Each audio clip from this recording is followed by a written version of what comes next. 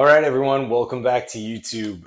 Today, I'm all about the intellectual prowess of men. I think that on average, this has been left behind a lot within society, and I don't feel it's something that has been, one, valued for masculinity and men in general, but two, I don't feel like it's been prioritized. Now, there's a lot of other things that certain men want to focus on. Now, it is in some fields prioritized intellectual prowess, obviously, because there's certain versions of masculinity where intellectual prowess is far more valuable to the man that they are and the men that they respect than it is, say, for instance, strength or physical strength, right?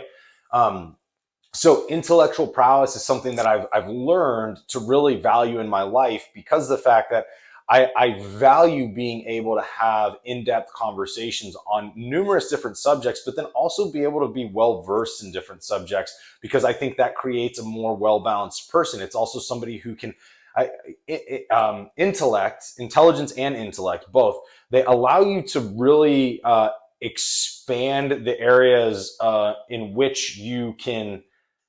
I want to put this in a way that makes a lot of sense here, but it can expand you in a way that you can prevent triggers amongst. So we talked about triggers in the previous episode, but this is another way to prevent triggers is to really be able to expand your knowledge base so you can understand intellectually what people are saying. So you're less likely to be triggered and you're more likely to have an open conversation, right? And so that is incredibly important. But here's the biggest thing I think for us as men is that intellect, including intellect in our desire to be well-rounded men in society, is the evolution of masculinity. I think as men in general, the ones that are, at the highest levels of the echelon of masculinity and even in the highest levels of a lot of the physical spaces. So I'll go to the special operations world because that's where I was part of. But when you look at all the men there, there's a lot of intellect at very high levels for these guys. And in that, it allows them to be more adaptable in life. Now, that would take a longer episode to correlate the connection between adaptability and intellect. But right now, I just want to focus on the importance of it and how we can start including this in our lives and why we want to start including it in our lives. Because as we've evolved as society, masculinity has evolved and has to continue to evolve. I've talked about this numerous times. A lot of the research that's out there sociologically supports this statement. And really, actually, none of it doesn't. The only people that do are people in the general population who have done zero research on this. So really what I'm trying to get at is masculinity has not been standardized cross-generationally, cross-culturally, and cross-regionally. It hasn't. And that's something we know from the numerous studies that have been done since around the 70s. And from that, what that means is that if it's not been standardized, it's always, number one, different in different locations. But number two, it has the availability to constantly evolve and evolve in a wide range of aspects. And so in that, when we talk about evolution of masculinity and we talk about starting to include intellect, we can also start to bring in some of the things that traditionally have been associated with men. Now, doesn't mean that this has been a common thread through masculinity, because it hasn't. But especially in Western men, being physically strong has been one of the things that we've prioritized. And in that physicality, a lot of what gets left behind is the intellect. So even just think of the normal term, the knuckle dragger, right? Like the knuckle dragger or the meathead, right? It's the dude that's jacked as fuck, goes to the gym all the time, but can barely string along 3 sentences that are coherent.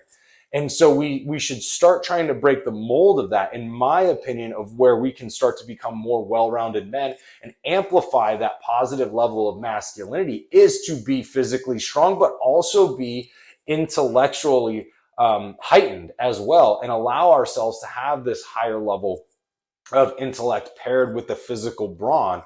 And when we see some of the people that we've looked up to in the past, they've had some kind of they've had some correlation to both of these, right? But I think that we get to be the generation that really amplifies it.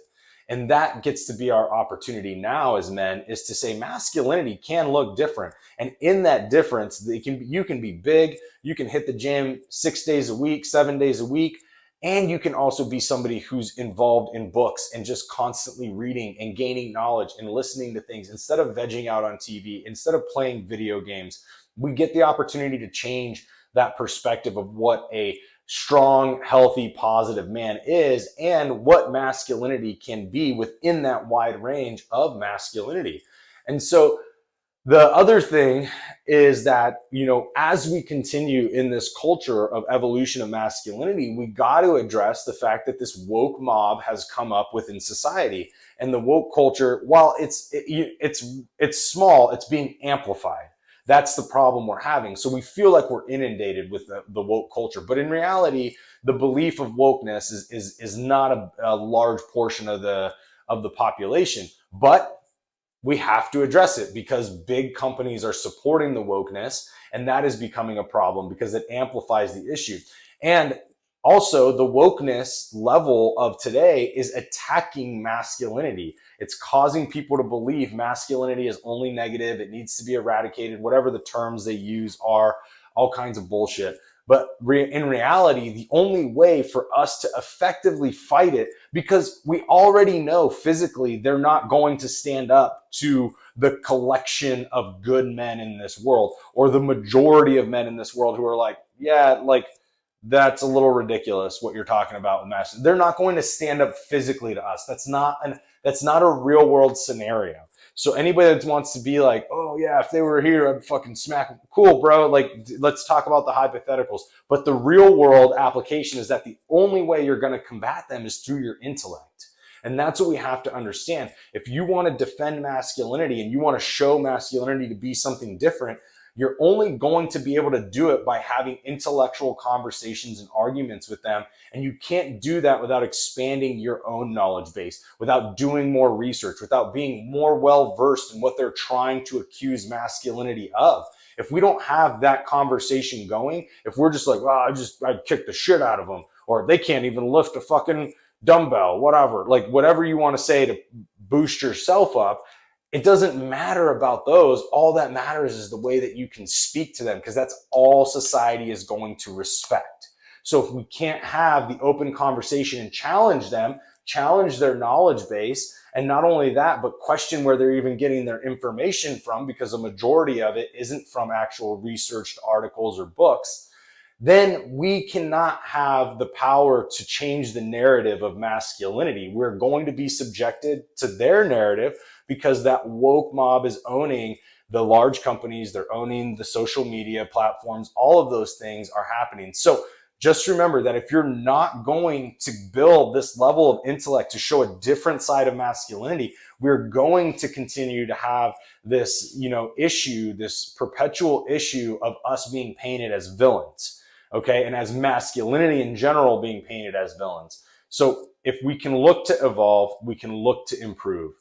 And when you do this, it provides, we can provide ourselves growth from the previous strengths of masculinity, right? So this is the whole point of evolution, is that evolution requires us to take what was good or what is good in masculinity, what has been something that we believe has been standing inside of masculinity or men, and then also adding on top of it new traits and skills to be able to bring the good that is already in us and couple that with the good that is going to be for us in the future. And if we can balance those, we change the narrative of what masculinity looks like. We set the next evolution of masculinity on its way, and we start to influence a different version of what we were handed from our predecessors, and we get to the opportunity to change that for the next generation and who we're giving it to. Now, when we have that opportunity, when we give ourselves that opportunity, we start to change the cycle in which, we get villainized. We just start to change the narrative in which we get villainized. And we start to change the minds of people who are villainizing us because of the fact that they no longer have a way to really see us in that light. because in the past they could say that those things were real. They may have been common within a certain grouping of men or whatever. But in reality, when we all are looking to build masculinity this way, we challenge that and they no longer have that leverage, right? And so in that, if we're collectively trying to become well-rounded men, we have to start adding on to this narrative of masculinity some of the things that look to progress us into the future. Evolution has always required that, and it's always added the ability to make changes and improvements while still holding on to a strong foundation of good things, right? So when we look at, like, for instance, an animal that's evolving within nature, the evolution comes where that animal is still predominantly the same for most of what how it behaves and how it survives. But the ones that survive better have had some form of evolutionary progress that has given them an ability to be better suited for that environment than their ancestors. And that's all we're doing as men. We're just trying to give ourselves this evolutionary process in which we are better suited for our environment than our predecessors. And that's okay. It's not to say they were bad, and it's not to say that we're better. It's just to say that that's called being adaptable, and that's called evolving. Society continually evolves as humans evolve. Our levels of cognition are evolving. Our attention spans are evolving. The things that we're tied to are evolving. And with all of that, we individually have to evolve to suit, or not to suit, to better apply ourselves to that environment. So when we think about all of these things, just make sure that we're looking to include things like intellectual prowess, because it is a powerful tool. And in the future, as everything progresses, as AI progresses and technology progresses in general, and we look at how the future is going to be for human beings, it's going to happen fast. And intellect is going to be a key component to the social norms within society, and to also how we have the debates. The days of physical combat, as far as like in an everyday society or in an average altercation or issue, those things are pretty much going away. And so it's coming down to the intellectual attack. And if we are not prepared for that as men, we are going to be continually deteriorated. So I really hope that this resonates with some of you guys. I hope you start to look into this and start to say, well, how can I expand my intellect? How can I improve that version of myself? How can then I show that version of masculinity to the rest of the world or to the people in my ecosystem? I hope this provokes you guys to start having that conversation, because that was something that I had to come to my own realization of, is like, hey, if this is something I value, how am I going to continue to expand this? And then I had the opportunity, or I gave myself the opportunity to prioritize this in my life. And that's the real power. Once you prioritize it, you have no excuse to drop that, because it becomes something that you desire to do every single day, and it occupies a block within your day every single day. So hope that helps you guys. I hope that improves some of the way you guys are seeing things, and maybe it just changes your perspective a little bit. But in any case, this is how we evolve as men. All right, I'll see y'all next week.